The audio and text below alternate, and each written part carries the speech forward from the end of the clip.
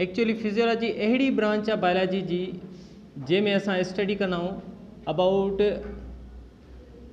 Functions of different organs of the body. यानी कि physiology अहिड़ी ब्रांच आहे बायोलॉजी जी जंहिंमें असां बॉडी जे डिफरेंट ऑर्गन्स जे फंक्शंस जी स्टडी कयूं त इनखे फिजियोलॉजी चइबो आहे। यादि हुजे त पोइ हिते असां ब्रांचिस पढ़ियूंसीं, हिकिड़ी मार्फोलॉजी ॿी एनाटॉमी। मार्फोलॉजी ऐं एनाटॉमी अहिड़ी ब्रांच ई जंहिंमें सिर्फ़ु असां स्ट्रक्चर जे बारे में पिया पढ़ूं। मार्फोलॉजी में एक्सटर्नल स्ट्रक्चर जे बारे में पिया पढ़ूं ऐं एनाटॉमी में इंटरनल स्ट्रक्चर जे बारे में पिया पढ़ूं, जॾहिं त फिजियोलॉजी में असां उन्हनि ऑर्गन्स जे फंक्शंस जे बारे में पढ़ंदासीं। फॉर एग्जाम्पल जेकॾहिं ह्यूमन हार्ट जी स्ट्रक्चर जी स्टडी कयूं, फॉर एग्जाम्पल जेकॾहिं असां स्टडी था कयूं त ह्यूमन हार्ट में घणा चैम्बर्स मौजूदु आहिनि, इनखे असां छा कंसीडर कंदासीं, इहा एनाटॉमी में इंटरनल स्ट्रक्चर आई आहे। पर जेकॾहिं असां इहा था स्टडी कयूं त हार्ट ब्लड खे पंप कीअं कंदी आहे, इहो फंक्शन आहे हिन जो, त हार्ट जी पंपिंग खे पढ़ंदासीं त इहा छा में अची वई, फिजियोलॉजी में। यानी कि बॉडी जे कंहिं बि ऑर्गन जे फंक्शन जी स्टडी आहे त इन फंक्शन जी स्टडी खे चइबो आहे फिजियोलॉजी। फॉर एग्जाम्पल किडनी असांजी बॉडी मां वेस्ट प्रोडक्ट्स खे ॿाहिरि ख़ारिज कंदी आहे, त इहा छा थी वई, किडनी जी फिजियोलॉजी आहे। जेकॾहिं असां पढ़ूं था त असांजे स्टमक में प्रोटीन्स जी डाइजेशन थींदी आहे त चवंदासीं इहा असांजे स्टमक जी फिजियोलॉजी आहे। जेकॾहिं असां पढ़ूं था त असांजी आई विजन में रोल प्ले कंदी आहे त इहा असांजे आई जी एनाटॉमी आहे। यानी कि कोई बि फंक्शन असांजी बॉडी जो या ब्रेन जी फंक्शनिंग था पढ़ूं, इहा बि फिजियोलॉजी में अची वेंदी। त बहरहाल कंहिं बि बॉडी जे ऑर्गन जे फंक्शन जी स्टडी कयूं त इनखे असां छा कंसीडर कंदा आहियूं, फिजियोलॉजी कंसीडर कंदा आहियूं। सेकेंड ब्रांच आहे बायोलॉजी जी जेका हिते असां पढ़ंदासीं उहा आहे इकोलॉजी। हाणे इकोलॉजी छा खे चइबो आहे, शॉर्टली चई सघो था स्टडी अबाउट इकोसिस्टम। इकोसिस्टम जी स्टडी खे चइबो आहे इकोलॉजी। इकोलॉजी अहिड़ी ब्रांच आहे बायोलॉजी जी जंहिंमें असां स्टडी कंदा आहियूं about interaction of living organisms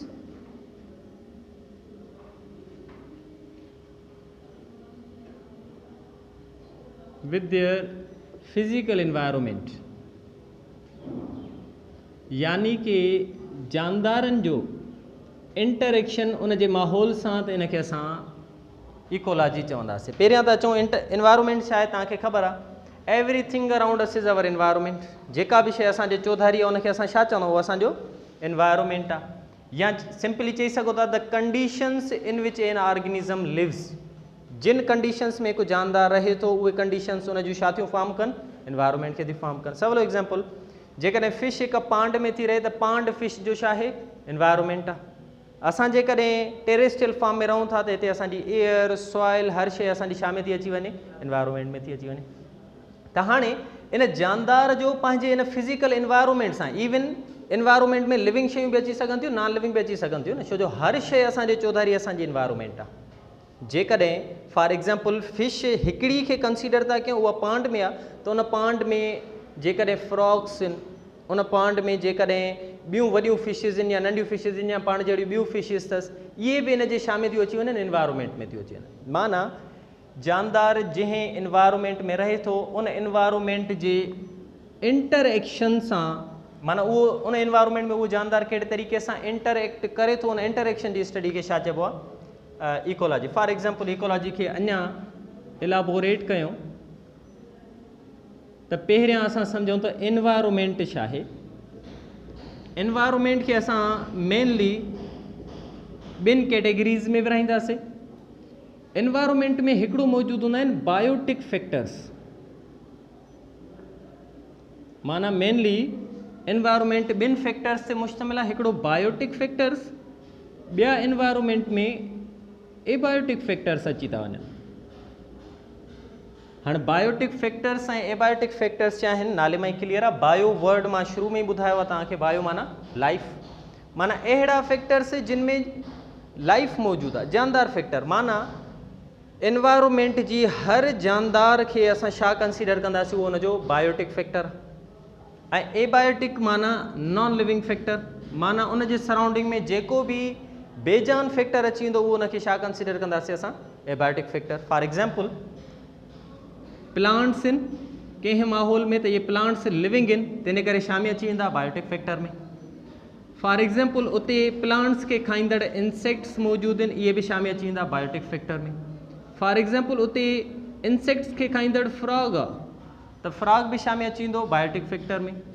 वरी फ्रॉग के खाईंदड़ स्नेक आहे, इहो बि छा में अची वेंदो, बायोटिक फैक्टर।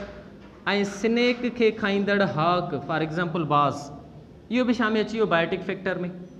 त जेकॾहिं हिननि सभिनी खे कंसीडर कयूं त सभिनी में लाइफ आहे त सभु कहिड़े फैक्टर्स में था अची वञनि, बायोटिक फैक्टर्स में। एबायोटिक फैक्टर जो एग्जांपल ॾिसूं, फॉर एग्जांपल ही पांड आहे, पांड तला में ॾिसो ॿूटा बि हूंदा आहिनि, तला में जीत बि हूंदा आहिनि, तला में फ्रॉग बि हूंदो, स्नेक बि हूंदो, हाक बि हूंदो। उन ई पांड जे इन्वायरमेंट में सराउंडिंग में कंसीडर कयूं, फॉर एग्जांपल उते वाटर मौजूदु आहे त वाटर नॉन लिविंग फैक्टर आहे, त वाटर बि उन जे सराउंडिंग में मौजूदु आहे, उहो बि फैक्टर आहे इन्वायरमेंट जो, पर कहिड़ो, एबायोटिक फैक्टर। उन पांड में ज़रूरु लाइट ईंदी हूंदी, लाइट एबायोटिक फैक्टर में अची वियो। उन पांड में ज़रूरु टेम्परेचर ईंदो हूंदो, एबायोटिक फैक्टर आहे। या उते गैसिस मौजूदु हूंदियूं, एबायोटिक फैक्टर आहे। त अहिड़े तरीक़े सां जेकॾहिं असां हिननि खे ॾिसूं त ही उन जे इन्वायरमेंट जा एबायोटिक फैक्टर्स आहिनि ऐं ही बायोटिक फैक्टर्स आहिनि। हाणे इन्हनि जे इंटरेक्शन जी स्टडी ईंदी इकोलॉजी में, कहिड़े तरीक़े सां, फॉर एग्जांपल प्लांट्स जे लाइ तव्हांखे ख़बर आहे त प्लांट वाटर, लाइट, टेम्परेचर ऐं गैसिस रिक्वायर कंदो आहे। वाटर छो खपेसि त जीअं फोटोसाइंथिसिस करे सघे, पंहिंजो खाधो पाण तयारु करे सघे, उन लाइ प्लांट खे वाटर खपे न। या लाइट बि त खपेसि न, सनलाइट जी प्रेजेंस में फोटोसाइंथिसिस कंदो आहे, सनलाइट लॻंदी त प्लांट्स पंहिंजो खाधो पाण तयारु कंदा। या प्रॉपर टेम्परेचर बि खपे, इवन प्लांट्स खे गैसिस मां कार्बन डाइऑक्साइड खपे फोटोसाइंथिसिस जे लाइ, ऐं ऑक्सीजन खपे छा जे लाइ, रेस्पायरेशन जे लाइ। त ॾिसो ही सभु शयूं प्लांट्स खे खपनि, त प्लांट्स खे जेकॾहिं ही सभु शयूं खपनि ऐं ही एबायोटिक फैक्टर्स आहिनि, इन्हनि सां प्लांट इंटरेक्ट करे थो, त चई सघूं था त ॾिसो प्लांट पंहिंजे इन्वायरमेंट सां इंटरेक्ट कयो, ही शयूं रिक्वायर कयईं, हिननि शयुनि सां इंटरेक्शन अथसि। इन इंटरेक्शन जी स्टडी खे असां छा चवंदासीं, इकोलॉजी।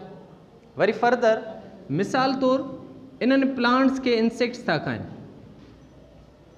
प्लांट्स खे इंसेक्ट्स खाईंदा आहिनि न, त चई सघूं था त इंसेक्ट प्लांट सां इंटरेक्ट कयो।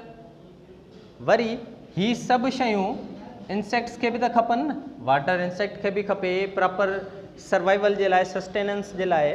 इंसेक्ट्स खे लाइट बि खपे, प्रॉपर टेम्परेचर बि खपे, इवन गैसिस मां ऑक्सीजन बि खपे। त माना इंसेक्ट पंहिंजे लिविंग ऐं नॉन लिविंग फैक्टर सां इंटरेक्ट कयो, तंहिंजे करे छा चवंदासीं, इन जी स्टडी खे बि छा कंसीडर कंदासीं, इकोलॉजी।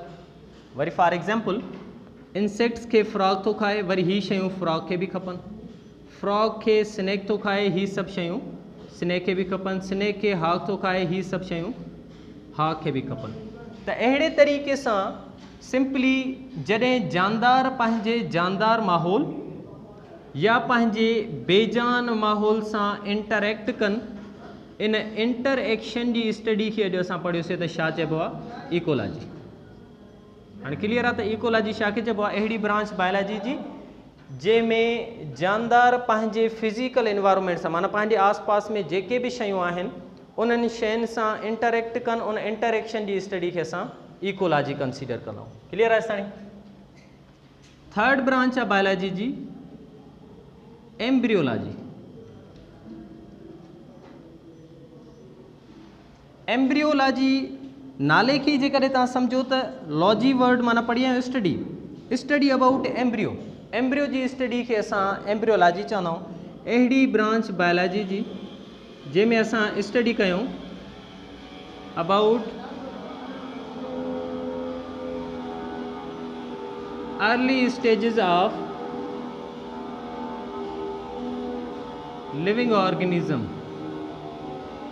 कंहिं बि जानदार जी अर्ली स्टेजिस जी लाइफ जे बारे में स्टडी कयूं, स्पेशली हिते एनिमल कंसीडर कजो, ॿिया बि थी सघनि था, प्लांट बि कंसीडर करे सघो था। बहरहाल तव्हां लिविंग ऑर्गेनिज़म ज़हन में रखो त जानदार जी अर्ली स्टेजिस जे बारे में स्टडी कयूं त इन स्टडी खे छा कंसिडर कंदा आहियूं, एम्ब्रियोलॉजी। एक्चुअली अर्ली स्टेजिस खे ही एम्ब्रियो चइबो आहे।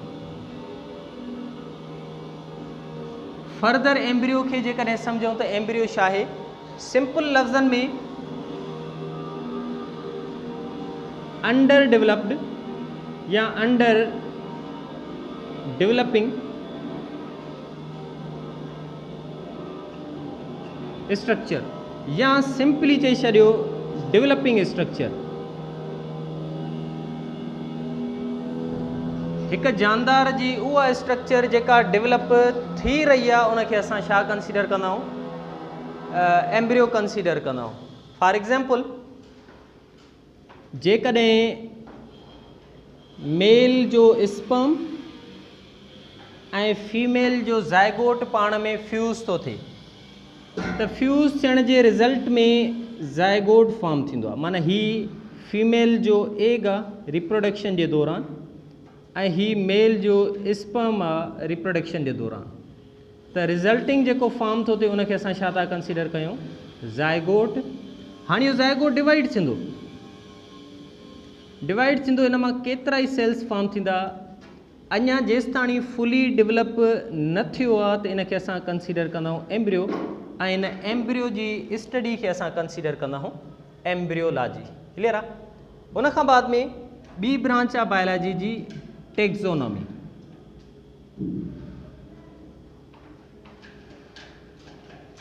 टेक्सोनॉमी छा आहे, अहिड़ी ब्रांच बायोलॉजी जी जंहिंमें असां स्टडी कयूं about description, identification, classification and scientific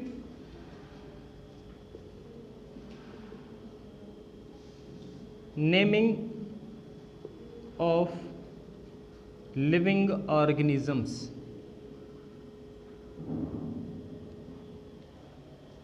त टेक्सोनॉमी खे सम्झण जे लाइ मेनली असांखे टिनि पॉइंट्स ते ध्यानु ॾियणो आहे। चौथीं ते भली न बि ॾियो फ़िलहाल, टिनि पॉइंट्स ते ध्यानु ॾियणो आहे। त टेक्सोनॉमी अहिड़ी ब्रांच आहे बायोलॉजी जी जंहिंमें असां डिस्क्रिप्शन, आइडेंटिफिकेशन ऐं क्लासिफिकेशन जे बारे में पढ़ंदा आहियूं कंहिंजी, जानदारनि जी, त इनखे असां टेक्सोनॉमी चवंदा आहियूं। इनखे सम्झण जे लाइ पहिरियां ही पॉइंट ज़हन में रखिजो त टेक्सोनॉमी खे असां साइंस ऑफ क्लासिफिकेशन बि चवंदा आहियूं। माना अहिड़ी ब्रांच आहे जंहिंमें असां जानदारनि खे ग्रुप्स में विराईंदा आहियूं या जानदारनि जी दर्जाबंदी कंदा आहियूं। त टेक्सोनॉमी में जेको असां जानदारनि खे ग्रुप्स में था विरायूं त उन्हनि खे ग्रुप्स में विराइण जा शर्त कहिड़ा आहिनि, उहे ही ॿ शर्त आहिनि। हिननि ॿिनि शर्तनि जे बुनियाद ते असां जानदारनि खे क्लासीफाई कंदा आहियूं या ग्रुप्स में विराईंदा आहियूं। त इहे ॿ शर्त कीअं आहिनि, पहिरियों आहे त डिस्क्रिप्शन, जॾहिं बि कोई जानदार असां नओं या लथल उन जे कैरेक्टर्स जी वज़ाहत कंदासीं तॾहिं ई असां उनखे ग्रुप्स में विराए सघूं। असांखे उन्हनि जे ख़ुशूसियतुनि जी ख़बर हूंदी तॾहिं क्लासीफाई करे सघंदासीं, अदरवाइज़ न। इन जो सिंपल एग्ज़ाम्पल था खणूं, असांखे ॿिनि क़िस्मनि जा जानदार मिलिया आहिनि। हिकिड़े खे ए सां डिनोट था कयूं, ॿिए खे बी सां डिनोट था कयूं। जेको ए वारो जानदार आहे उन जी बॉडी ते एग्ज़ाम्पल हेयर्स मौजूदु आहिनि, उन जे माउथ में एग्ज़ाम्पल टीथ बि मौजूदु आहिनि, उहो टेट्रापोड बि आहे, चइनि जंगुनि वारो बि आहे। फॉर एग्ज़ाम्पल इहे जनरली कैरेक्टर्स अथसि। प्लस में सपोज़ उन में मेमरी ग्लैंड्स बि मौजूदु आहिनि। ठीकु आहे, ही कैरेक्टर्स असां हिननि जा वज़ाहत कया आहिनि या डिस्क्रिप्शन। माना मिसाल तौरु असां कोई जानदार ॾिठो आहे, उन जानदार में ॿुधायूं था त हेयर्स बि मौजूदु आहिनि, टीथ बि मौजूदु आहिनि, टेट्रापोड बि आहे, मेमरी ग्लैंड्स बि आहिनि। त इहे असां उन्हनि जे कैरेक्टर्स जी छा कईसीं, वज़ाहत कईसीं, डिस्क्राइब कयोसीं त उन में अहिड़ा अहिड़ा कैरेक्टर्स मौजूदु आहिनि। बी जेको आहे उन में हेयर्स न आहिनि पर फीदर्स मौजूदु आहिनि, टीथ जी जॻह ते उन में बीक मौजूदु आहे, टेट्रापोड न आहे, चइनि जंगुनि वारो न आहे, बायपेडल आहे, ॿिनि जंगुनि वारो आहे। प्लस में उन में मेमरी ग्लैंड्स त न आहिनि पर हिकिड़ो ॿियो कैरेक्टर आहे जंहिंखे असां विंग्स था कंसिडर कयूं। त ही असां बी जानदार जे कैरेक्टर्स जी डिस्क्रिप्शन कईसीं, वज़ाहत कईसीं, ॿुधायोसीं त जेको बी ऑर्गेनिज़म असां ॾिठो उन में ही कैरेक्टर्स मौजूदु आहिनि ऐं ए ऑर्गेनिज़म में ही कैरेक्टर्स मौजूदु आहिनि। त आई थिंक सो तव्हांखे ख़बर पइजी वई त डिस्क्रिप्शन छा खे चइबो आहे, वज़ाहत करणु कंहिं जानदार जे कंहिंखे कैरेक्टर्स खे, माना असां उन जे ख़ूबियुनि खे डिस्क्राइब कयोसीं। हाणे सेकेंड पॉइंट ईंदी आइडेंटिफिकेशन। आइडेंटिफिकेशन माना सुञाणींदासीं त आख़िर ही हिन जा कैरेक्टर्स मैच कंहिंसां था कनि। जेकॾहिं ऑब्ज़र्व कंदो त हिन जा ही कैरेक्टर्स मैच था कनि मैमल्स सां ऐं हिन जा कैरेक्टर्स मैच था कनि बर्ड्स सां। अहिड़े तरीक़े सां असां इन्हनि जानदारनि जे कैरेक्टर्स जे मुताबिक़ उनखे सुञातोसीं त ही जानदार कंहिंसां मैच पियो करे ऐं ही जानदार कंहिंसां मैच पियो करे। पोइ इन आइडेंटिफिकेशन जी बुनियाद ते हाणे असां जानदार खे छा कंदासीं, क्लासीफाई कंदासीं। क्लासीफाई करणु माना ग्रुप्स में विराईंदासीं। कीअं ग्रुप्स में विराईंदासीं, जेके मैमल्स आहिनि उनखे फॉर एग्ज़ाम्पल असां क्लास मेमलिया में था रखूं ऐं जेके बर्ड्स आहिनि उनखे असां for example class Aves birds जो क्लास आहे उन में था रखूं। त अहिड़े तरीक़े सां असां छा कयोसीं, उन्हनि खे क्लासीफाई बि कयोसीं। त इन्हनि टिनि पॉइंट्स जे बुनियाद ते असां जानदारनि खे ग्रुप्स में विराईंदा आहियूं, या सिंपली चई सघो था इन्हनि टिनि पॉइंट्स खे ज़हन में रखी करे असां चई सघूं था त टेक्सोनॉमी छा आहे। जनरली जेकॾहिं ॾिसो त इन्हनि टिनी पॉइंट्स जी बुनियाद ते असां जानदार खे ग्रुप में विरायो आहे, क्लासीफाई कयो आहे। तंहिंजे करे ई टेक्सोनॉमी खे असां साइंस ऑफ क्लासिफिकेशन भी चवंदा आहियूं। माना अहिड़ी ब्रांच आहे जंहिंमें असां जानदारनि खे ग्रुप्स में विरायूं। ठीकु आहे, पोइ ग्रुप्स में विराइण जा बेसिस कहिड़ा हुयो त पहिरीं त असांखे उन जे कैरेक्टर्स जी ख़बर हुजणु खपे। ॿियो इहा ख़बर हुजणु खपे त उन जा कैरेक्टर्स मैच कंहिंसां था कनि। पोइ जंहिंसां मैच कंदसि उन ग्रुप में असां उनखे क्लासीफाई कंदासीं। हाणे ॾिसो फॉर एग्ज़ाम्पल हिन जा कैरेक्टर्स मैच था कनि मैमल्स सां, पर कॾहिं बि असां हिनखे बर्ड्स वारे ग्रुप में न रखंदासीं। छो न रखंदासीं, ग्रुप में सिर्फ़ु उहे ई जानदार रखिबा आहिनि जिन सां उन जा कैरेक्टर्स मैच कनि। त ए वारे जा कैरेक्टर्स मैमल सां मैच थिया, तंहिंजे करे असां हिनखे क्लास मेमलिया में रखियोसीं। ऐं बी वारे जा कैरेक्टर्स मैच थिया बर्ड सां, तंहिंजे करे असां हिनखे क्लास एविस में रखियोसीं। त सिंपली चई सघो था टेक्सोनॉमी अहिड़ी ब्रांच आहे बायोलॉजी जी जंहिंमें असां जानदारनि जे कैरेक्टर्स जे मुताबिक़, ख़ुसूसियतुनि जे मुताबिक़ उन्हनि खे ग्रुप्स में क्लासीफाई कंदा आहियूं। त इनखे असां साइंस ऑफ क्लासिफिकेशन या टेक्सोनॉमी चवंदा आहियूं। त सिंपली चार जेकी ब्रांचिस पढ़ियूंसीं, फिजियोलॉजी जंहिंमें असां जानदार जे डिफरेंट फंक्शन ऑर्गन्स जे फंक्शन जे बारे में पढ़ूं, इकोलॉजी जंहिंमें जानदार जो उन जे माहौल सां इंटरेक्शन जी स्टडी कयूं, एम्ब्रियोलॉजी जंहिंमें असां जानदार जी शुरूआती स्टेज जे बारे में पढ़ूं, टेक्सोनॉमी जंहिंमें असां जानदार खे उन जे कैरेक्टर्स जे मुताबिक़ ग्रुप्स में क्लासीफाई कयूं, त इनखे असां टेक्सोनॉमी चवंदा आहियूं। ठीकु आहे,